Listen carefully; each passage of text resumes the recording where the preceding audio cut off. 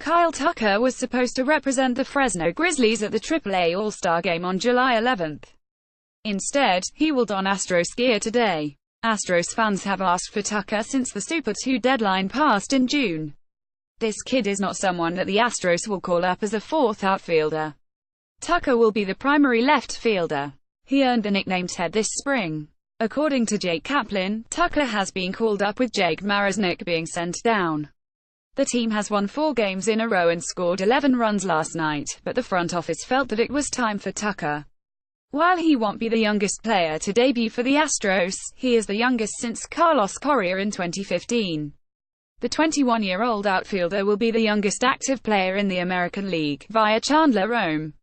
Tucker is not only the top Astros prospect, but he is the 8th best prospect in baseball, via MLB Pipeline.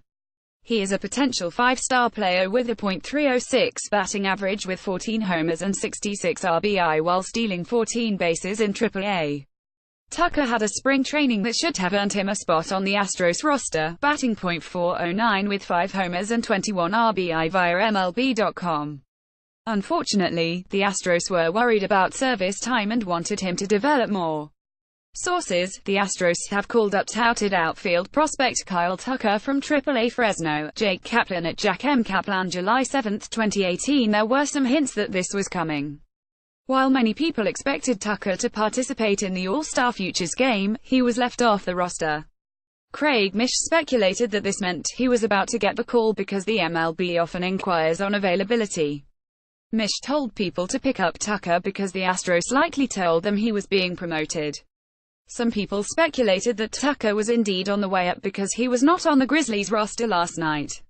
The Grizzlies tried to remind people that players do get days off, but people did not buy that. Yordan Alvarez got the call up to AAA yesterday, which crowded the Grizzlies outfield.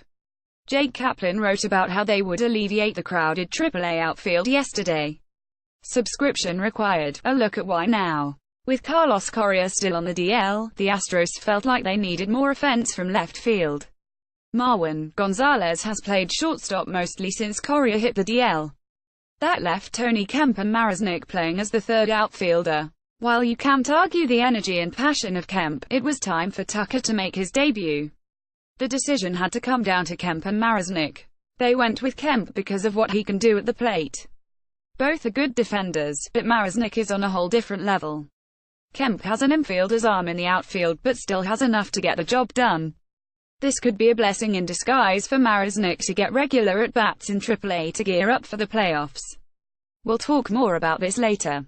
Unlike Alex Bregman, George Springer, and Carlos Correa, Tucker will not be expected to fix the offense. The Astros have a 181-run differential with a 116 WRC. Both are the best in the MLB.